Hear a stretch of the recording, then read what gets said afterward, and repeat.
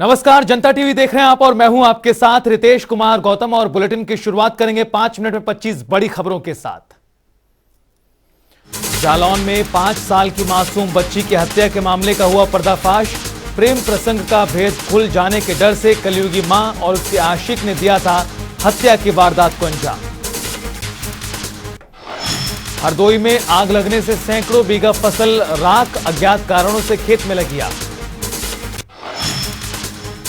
श्रावस्ती में अज्ञात कारणों से गेहूं की खड़ी फसल में लगी आग। आग लगने से किसान को 25 बीघा फसल जलकर हुई राख। पिछले दिनों लगातार हो रही बारिश और ओला गिरने से मिर्जापुर के किसानों के माथे पर छाई चिंता की लकीरें। जालौन में अवैध खनन की लगातार मिल रही शिकायतों के बाद जिला प्रशासन की रेड, 2 पोकलैंड मशीनों को किया सीज। फर्रुखाबाद में आग की चिंगारी से 50 बीघा गेहूं की फसल राख। किसानों ने ट्यूबवेल, पंपिंग सेट और ट्रैक्टर से खेत जोतकर आग पर पाया काबू। बिजनौर में युवक ने अपने खेत में पड़े पेड़ से लटककर की आत्महत्या। मौके पर पहुंची स्थानीय पुलिस ने शव को कब्जे में लिया। संत कबीर नगर में संदिग्ध परिस्थितियों में बच्ची की कमरे में मिली लाश। मौके पर पहुंची पुलिस जांच में जुटी। अलीगढ़ में पति से हुई मामूली कहासुनी में पत्नी ने लगाई फांसी। मायके पक्ष ने लगाया हत्या किए जाने का आरोप। बाराबंकी में स्वास्थ्य विभाग का नया कारनामा। सीएससी पर इलाज कराने गई महिला को फार्मासिस्ट ने दी गाली। श्रावस्ती में अज्ञात कारणों से धू-धू कर जले 5 घर। ग्रामीणों ने कड़ी मशक्कत से पाया आग पर काबू। श्रावस्ती पुलिस और स्वाट टीम ने पिकअप में लदी बेशकीमती खैर की लकड़ी के साथ तस्कर को किया गिरफ्तार। बरेली में शादी का झांसा देकर शारीरिक शोषण करने का मामला। पीड़िता ने थाना, पुलिस और उच्च अधिकारियों से न्याय की गुहार लगाई। कुशीनगर में कई जगहों पर भीषण आग, आग लगने से भारी नुकसान। अलीगढ़ मुस्लिम विश्वविद्यालय के छात्रों ने बिहार सरकार के खिलाफ किया प्रदर्शन, सौंपा गया ज्ञापन। अलीगढ़ में घर में अकेली महिला के साथ दबंगों ने की मारपीट। पीड़ित महिला ने इलाका पुलिस से लगाई मदद की गुहार। बाराबंकी में प्रधान पर लगा घर जलाने का आरोप। पीड़ित युवक ने आरोपियों के खिलाफ दी तहरीर। आगरा के थाना सदर के साउथ रेलवे कॉलोनी में पार्षद पति को स्कॉर्पियो ने मारी जोरदार टक्कर। घटनास्थल पर पहुंची पुलिस। सहारनपुर के थाना सदर बाजार में कबाड़ गोदाम में लगी आग। पुलिसकर्मियों ने मौके पर पहुंचकर पाया काबू। बिजनौर में बुलडोजर से अवैध कॉलोनी को कराया गया ध्वस्त। एसडीएम के नेतृत्व में हुई कार्रवाई। अमेठी में फिल्मी स्टाइल में लूट करने वाले गिरोह का पुलिस ने किया पर्दाफाश। लूट में शामिल 7 बदमाशों को पुलिस ने भेजा जेल। हरदोई की पाली थाना क्षेत्र में सफाई कर्मी के ब्लाइंड मर्डर का पुलिस ने किया खुलासा। आरोपियों ने शराब ठेके पर हुए विवाद के बाद रस्सी से गला कसकर की थी हत्या। कानपुर देहात के रूरा रेलवे स्टेशन के पास विश्राम गृह में संदिग्ध परिस्थितियों में लगी आग, भारी नुकसान। आगरा में दुकान में मिला सिलाई कर्मी का शव, आत्महत्या की है आशंका।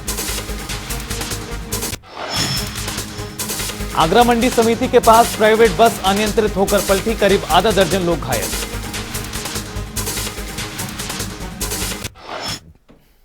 और चलिए रुख करते हैं एक बड़ी जानकारी का। एक अहम खबर से आपको अपडेट करा दें जो इस बीच सामने आ रही है। दरअसल यूपी पीसीएस 2022 का फाइनल रिजल्ट घोषित हो चुका है। आगरा की दिव्या सिक्करवार पहले स्थान पर आई हैं। ये बड़ी जानकारी, अहम खबर आपको बता रहे हैं। बुलंदशहर की नम्रता सिंह तीसरे स्थान पर रही हैं। यूपी पीएस 2022 का रिजल्ट घोषित कर दिया गया है। और आपको अहम जानकारी दे दें कि टॉप 10 में 8 बेटियां शामिल हैं। बड़ी जानकारी, अहम खबर, यूपी पीसीएस 2022 का फाइनल रिजल्ट जारी हो चुका है।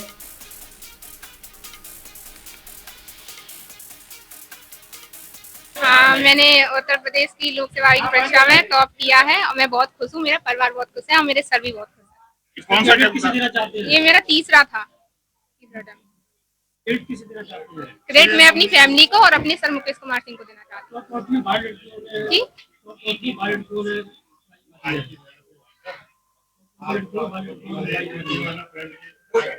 लड़कियां तो आगे रही हैं इसमें टॉप 10 में। कैसा लग रहा है कि लड़कियों इस बार लड़कियों ने बाजी मारी है? बहुत खुशी है, लड़कियां ने बाजी मारी है और ऐसे ही आगे और भी बाजी मारेंगे। जब एग्जाम हुए थे वो दिए थे तो उम्मीद थी कि टॉप करेगी, या क्या मन में चल रहा था, कौन सी रैंक का दिमाग में था कि ये रैंक टॉप 1 रैंक का तो नहीं चल रहा था, ये था सिलेक्शन हो जाए। मतलब फिर भी एक दिमाग में कोई रैंक होगी, इस रैंक तक पहुंच जाऊंगी, ऐसा कुछ नहीं था, बस ये था कि सिलेक्शन हो जाए मेरा। हाँ, सबसे ज्यादा मेरी माँ को देना था। किस तरह कितनी मेहनत करी, क्या शेड्यूल रहा, कितनी, अगर किसी को टिप्स देंगी जो आने वाले बच्चे उनको किस तरह का टिप्स देंगी, कैसे मेहनत करें? टिप्स ये है कि अपनी लक्ष्य पर फोकस सबसे ज्यादा है, उससे अलग नहीं होना है। फ्यूचर प्लानिंग यही है, जब अब सर्विस में सेवा के दौरान में जो भी सरकार की योजना होंगी उनको उनके कितने घंटे पढ़ाई करती थी, सोशल मीडिया से दूरी बनाई थी, फोन रखती थी, क्या था पूरा, किस तरह से आपने पूरे मैनेज किया? पढ़ाई घंटे से तो नहीं पता, लेकिन अपना डेली का काम करके सारा टाइम पढ़ा।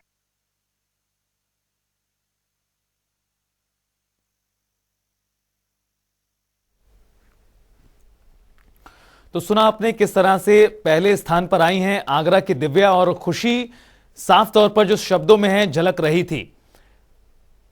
और आपको यह भी बता दें कि टॉप 10 में 8 लड़कियां शामिल हैं जिन्होंने बाजी मारी है। यूपीपीसीएस 2022 का फाइनल रिजल्ट जारी हो चुका है। गोंडा के संदीप कुमार तिवारी 10वीं स्थान पर रहीं। रिजल्ट में टॉप 10 में 8 लड़कियां शामिल हैं। और लखनऊ से हमारे सहयोगी अनूप कुमार सिंह हमारे साथ जुड़ गए हैं इस खबर पर ज्यादा बातचीत और जानकारी के लिए। अनूप, यूपीपीसीएस 2022 का फाइनल रिजल्ट जारी हो चुका है और जिस तरह से जो जानकारी मिल रही है, टॉप 10 में 8 लड़कियां हैं, 8 बेटियों ने बाजी मारी है। किस तरह से तमाम पूरा रिजल्ट रहा है? और देखिए, आज लंबे समय से इंतजार था कि यूपीपीसी प्रशासनिक सेवा का 2022 का रिजल्ट, तमाम जो अभ्यर्थी थे जिन्होंने मेहनत की थी उसका रिजल्ट अभी थोड़ी देर पहले आया था। और जिस तरीके से आपने देखा कि लड़कियों ने एक बार फिर से बाजी मारी है, और सबसे बड़ी बात है जो टॉप 10 की जो लिस्ट है उसमें 8 लड़कियां और सबसे ज्यादा उत्तर प्रदेश की रहने वाली हैं। इससे एक बात तो जाहिर होती है कि उत्तर प्रदेश में जो प्रतिभा है, जो शिक्षा है, वो दिन पर दिन उसका हिस्सा सही होता जा रहा है। और लगातार जिस तरीके से आज कल जो लड़कियां हैं वो पुरुषों के साथ कदम में कदम मिला के चलती हैं। आज वो प्लेन भी लड़कियां उड़ा रही हैं। तो ये कहा जा सकता है कि जिस तरीके से रिजल्ट आया है, एक बार फिर से लड़कियों ने बाजी मारी और उत्तर प्रदेश का, देश का नाम रोशन किया है। सबसे नंबर 1 पर आगरा, उत्तर प्रदेश की आगरा की रहने वाली दिव्या सिकरवार। आप सोचिए कि किस तरीके से उनके परिवार के लोग होंगे, उनके अंदर खुशी झलक रही होगी। उनके जिले के उन्होंने दिव्या ने अपने नाम रोशन किया है उत्तर प्रदेश का। तो ये एक प्रतिभा है उत्तर प्रदेश की शिक्षा के प्रति। जिस तरीके से सरकार का प्रयास है कि बेहतर जो पढ़ने वाले जो बच्चे हैं उनको प्रोत्साहन मिले, और लगातार सरकार भी प्रयास कर रही है कि जो बिल्कुल अनूप, निश्चित तौर पर तमाम जिन्होंने भी टॉप किया है, जिन्होंने भी पास किया है, वो उनकी खुशी साफ तौर पर दिखाई दे रही है। मुख्यमंत्री ने भी बधाई दिया। बहुत बहुत शुक्रिया आपका तमाम जानकारी के लिए। उधर 3 दिवसीय दौरे पर गोरखपुर पहुंचे मुख्यमंत्री योगी आदित्यनाथ। सीएम योगी ने गोरखनाथ मंदिर महायोगी गोरखनाथ का दर्शन पूजन किया और उसके बाद सीएम योगी ने ब्रह्मलीन महंत अवैधनाथ महाराज की समाधि मंदिर में पुष्पांजलि दी।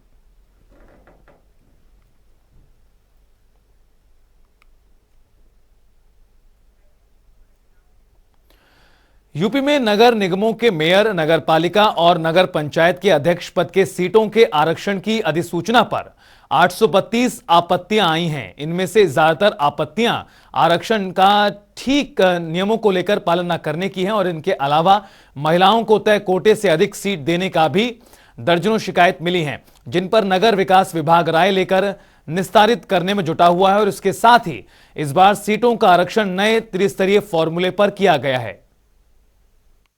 यूपी में नगर निकाय चुनाव की रणभेरी शुरू हो गई है। कल जो है शिकायतों की अंतिम तिथि बीत चुकी है और आज छुट्टी के बावजूद नगर निगम और नगर निकाय के सारे दफ्तर खोले गए हैं और समस्त शिकायतें दूर करने के लिए लगातार लोग लगे हुए हैं। अब जो 832 शिकायतें आई हैं उसमें सबसे ज़्यादा शिकायतें ये कही जा रही हैं कि एससी और ओबीसी के जो है सीटों का जो बंटवारा सही नहीं हुआ है और इसको लेकर के सपा ने सबसे ज़्यादा आपत्ति की है।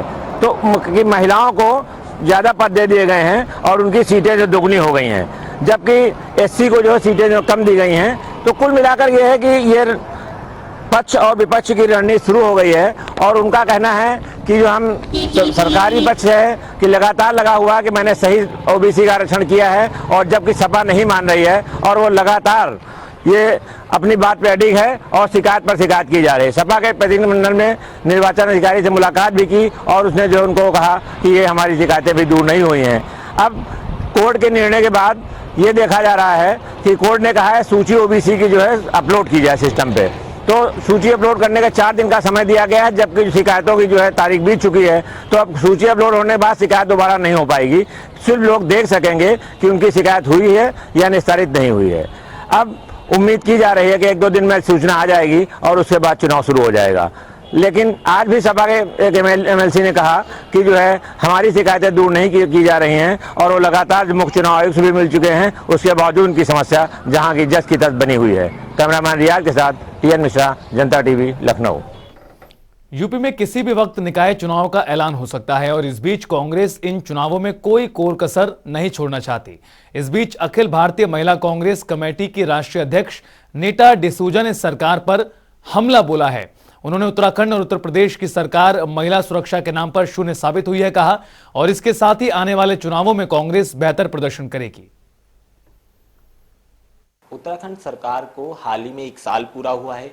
इसके साथ ही यूपी में भी नगर निकाय चुनावों की तारीखों का ऐलान किसी भी वक्त हो सकता है। इस पूरे मसले पर बात करने के लिए अखिल महिला कांग्रेस की राष्ट्रीय अध्यक्ष नीता डिसूजा जी हमारे साथ हैं। मैम, सबसे पहले तो किस तरह से देखती हैं हाल ही में कांग्रेस का जो विपक्ष में है उत्तराखंड में, बीजेपी ने 1 साल पूरा करा है, तो कांग्रेस किस तरह से देखती है इस 1 साल के कार्यकाल? देखिए, ये 1 साल के जो कार्यकाल जो पूरा करने में आया है अभी, वो 1 साल में अगर आप ये देखिए कि यही 1 साल के बाद वो लोग एक कानून लेके आए, नकल नहीं होना चाहिए एग्जाम्स में। अगर आप ये देखिए कि ये कानून लाने के बाद तो सबसे ज़्यादा नकल के केसेस भी निकल रहे हैं और सबसे ज़्यादा नकल भी हो रहा है एग्ज़ाम्स में। साथ ही साथ अगर मैं ये देखूँ कि इस 1 साल में अंकिता मर्डर केस, भंडारी जैसे मर्डर केसेस में जहाँ पे एक गवर्नमेंट का फ़र्ज़ होता है अपने सिटीजन्स का रक्षा करना, यहाँ पे तो इस सरकार ने सिर्फ और सिर्फ इसलिए ये पूरे केस को जिस तरीके से ढक दिया, एविडेंसेस मिटाया। क्यों? क्योंकि वो भाजपा के घराने से लोग थे उसमें इन्वॉल्व। तो ये पूरा दिखाई दे रहा है कि ये जो सरकार है वो सिर्फ और सिर्फ चुनिंदे लोगों के लिए काम करते हैं, लोगों के हित में काम नहीं करते हैं। और ख़ास करके अगर मैं महिला सुरक्षा की बात करूं तो ये सरकार को मैं 0 आउट ऑफ 10 मार्क्स दूंगी महिला सुरक्षा पे। मैम, अभी हाल ही में नगर निकाय चुनाव उत्तर प्रदेश में होने हैं और बीजेपी अपनी लगातार पीठ थपथपा रही है कि कानून व्यवस्था में उसने अव्वल नंबर हासिल करे हैं और महिला सुरक्षा में तो उसने खुद को 100 में से 100 ही दे दिए हैं। देखिए, प्रॉब्लम ये है कि एग्जाम भी यही देते हैं, नंबर भी यही जांच करते हैं अपने पेपरों के।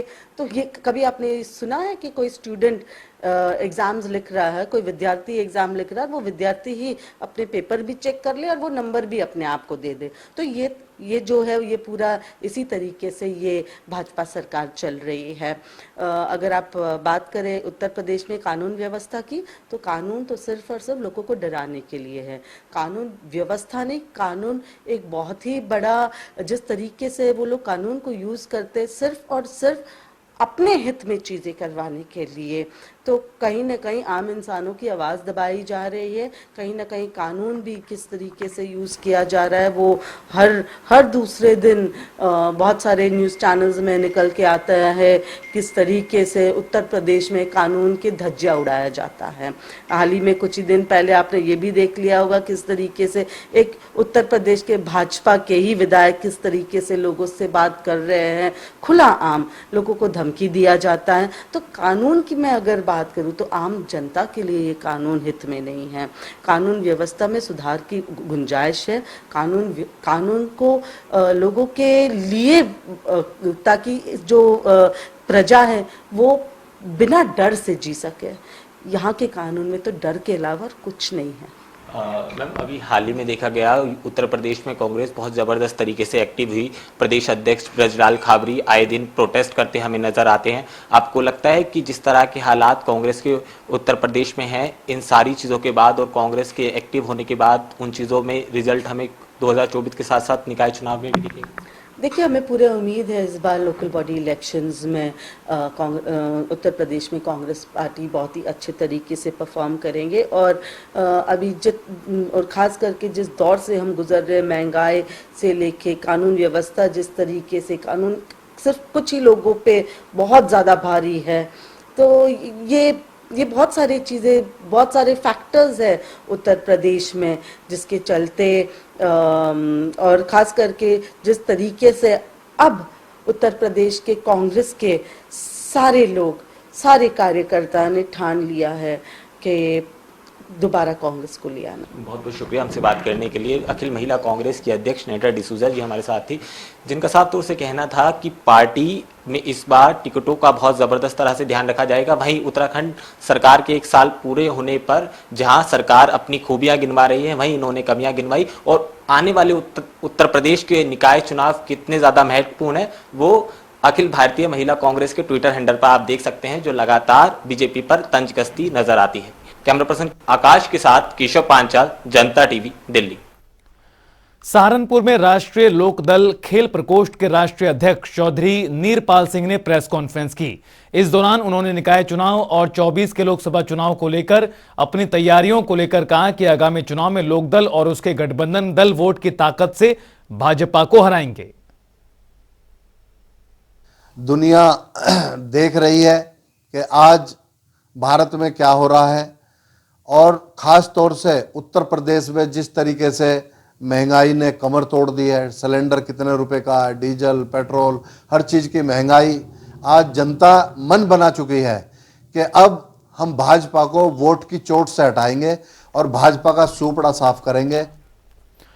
लखनऊ में अब तक का सबसे बड़ा क्रिकेट टूर्नामेंट का आयोजन किया जा रहा है, जिसका केंद्रीय शहरी राज्य मंत्री कौशल किशोर और सरोजनी नगर विधायक राजेश्वर सिंह ने आज विधिवत उद्घाटन किया। आपको बता दें कि इस क्रिकेट चैंपियनशिप में करीब 150 टीमें भाग लेंगी। देखिए, सरोजनी नगर अंडर 19 स्पोर्ट्स की लीग हो रही है क्रिकेट की। इसके पहले भी आदरणीय विधायक राजेश्वर सिंह जी के नेतृत्व तमाम खेल यहाँ पर आयोजित किए जा चुके हैं। अभी 160 टीमें इसमें शामिल हो रही हैं। 2 महीने लगभग ये टूर्नामेंट चलेगा। उसके बाद अन्य टूर्नामेंट्स होंगे। आदरणीय प्रधानमंत्री नरेंद्र मोदी जी सांसद खेल स्पर्धा का भी कार्यक्रम कराते हैं। आदरणीय मुख्यमंत्री जी पूरे प्रदेश में इस तरह के खेल स्पर्धाएं करा रही हैं।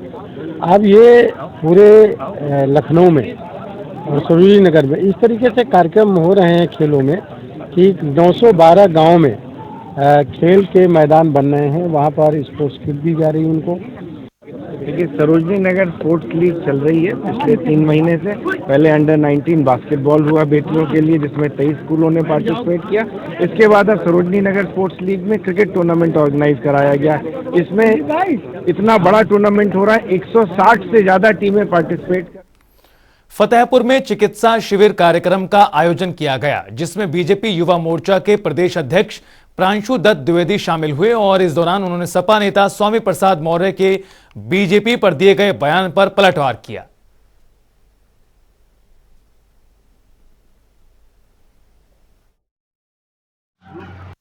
स्वामी प्रसाद जी हताश व निराश हैं। अभी कुछ दिन पहले क्या उन्होंने ऊटपटांग बयान दिया था, विधानसभा से लेकर सब जगह उसका स्पष्टीकरण आया है।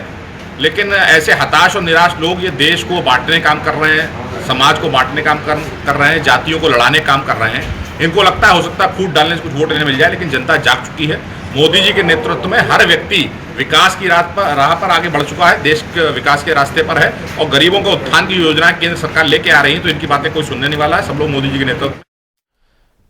जेल में उम्र कैद की सजा काट रहे सूबे के पूर्व कैबिनेट मंत्री गायत्री प्रसाद प्रजापति को आचार संहिता उल्लंघन मामले में एमपी एमएलए कोर्ट ने बरी कर दिया है। और मामले की बात करें तो दरअसल अमेठी में 2012 के विधानसभा चुनाव के दौरान गायत्री समाजवादी पार्टी के सिंबल पर चुनाव लड़े थे और इस दौरान नामांकन के लिए जाते समय उन पर आदर्श आचार संहिता के उल्लंघन का आरोप लगा था। आज पूर्व कैबिनेट मंत्री गायत्री प्रसाद प्रजापति जी की माननीय एमपी एमएलए कोर्ट में पेशी थी और आज जजमेंट होना था। इनके ऊपर सन 2012 में उस समय विधानसभा का चुनाव चल रहा था, आप नामांकन करने जा रहे थे। माफिया अतीक अहमद की मुश्किलें लगातार बढ़ रही हैं। अतीक के बेटे उमर को आज विशेष जज अजय विक्रम सिंह के समक्ष सीबीआई वेस्ट कोर्ट में पेश किया गया और वहां वीडियो कॉन्फ्रेंसिंग के माध्यम से माफिया डॉन अतीक अहमद की पेशी हुई और विशेष जज अजय विक्रम सिंह की कोर्ट में माफिया अतीक अहमद और उसके बेटे उमर अहमद पर कई धाराओं की में अपराध तय हुआ है।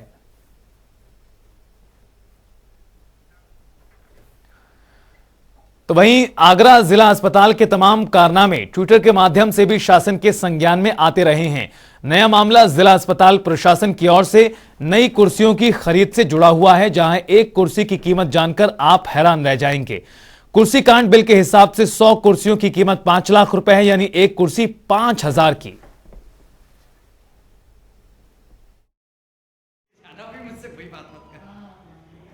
जिला अस्पताल और विवाद एक दूसरे के पूरक हो चुके हैं। जी हां, हम जिला अस्पताल आगरा की बात कर रहे हैं और यह अस्पताल सदा विवादों में और सुर्खियों में रहता है। डिप्टी सीएम ब्रजेश पाठक यहां पर आए, यहां पर उन्होंने तमाम खामियां देखी और निर्देश किया। अब एक नया मामला आया है कुर्सियों का। वही कुर्सी जिस कुर्सी के लिए दुनिया लड़ती है, नेता एक दूसरे के ऊपर कटाक्ष करते हैं, लेकिन यहाँ पर मामला थोड़ा जुदा है। यहाँ पर 100 कुर्सियों का बिल सीएमएस को थमाया गया है, जिनकी कीमत लगभग 5 लाख रुपए है और यह इस समय चर्चा का विषय बना हुआ है। सीएमएस ने इस 5 लाख के बिल पर रोक लगा दी है और जिस अधिकारी ने इसका क्रय विक्रय किया है उस पर उसको नोटिस दिया गया। अब देखना होगा कि जो भ्रष्टाचार का मामला जिला अस्पताल में सामने आया है, क्या उस पर किसी तरीके की कार्रवाई होगी या यह मामला भी अन्य मामलों की तरह दबा दिया जाएगा। प्रदीप रावत, जनता टीवी, आगरा।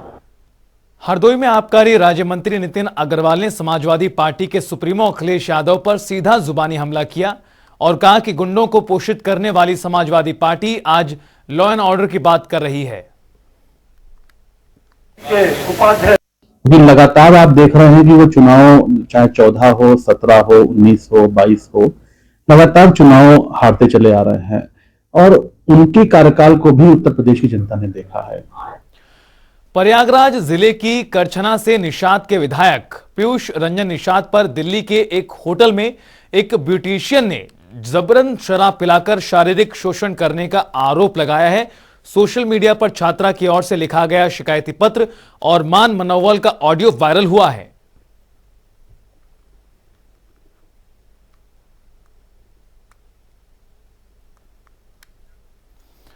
राष्ट्रीय सुरक्षा सलाहकार अजीत डोभाल ने अपनी पत्नी अनु डोभाल के साथ मां विंध्यवासिनी का विधिवत मंत्रोच्चारण सहित चरण पूजन किया।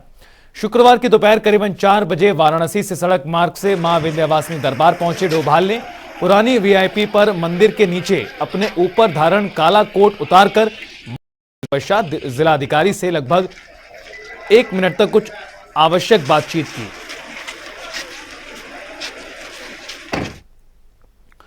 बुलेटिन में आगे बढ़ते हैं, जहां भोजपुरी एक्ट्रेस आकांक्षा दुबे की आत्महत्या के मामले में आरोपी समर सिंह को गिरफ्तार कर लिया गया है, तो वहीं अब राजनीतिक पार्टियां भी इस मामले में कूद पड़ी हैं।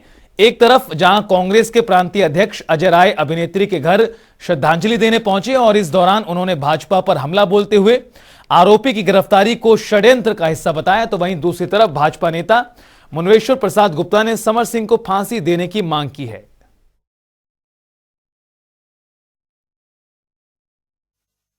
मैं समर सिंह की गिरफ्तारी को लेकर मैं सबसे बड़ी आभार श्री योगी आदित्यनाथ की हूँ।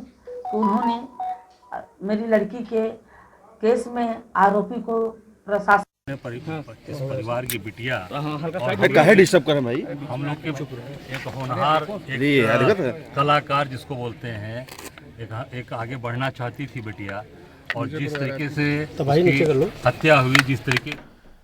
पुलिस अधीक्षक उत्तरकाशी के निर्देशन में आगामी 4 धाम यात्रा की व्यवस्थाओं को लेकर अवैध अतिक्रमण और नो पार्किंग में खड़े वाहनों के खिलाफ अभियान चलाया गया।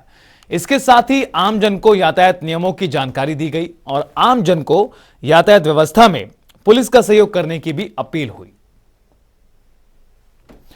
भारतीय जनता पार्टी अपना स्थापना दिवस सामाजिक न्याय सप्ताह के रूप में मना रही है, जिसके अंतर्गत तमाम कार्यक्रमों के आयोजन किए गए हैं। बीजेपी प्रदेश महामंत्री आदित्य कोठारी ने जानकारी देते हुए बताया कि इस सेवा सप्ताह के दौरान 11 अप्रैल को ज्योतिबा फुले की जयंती है, जब कार्यक्रम का आयोजन किया जाएगा।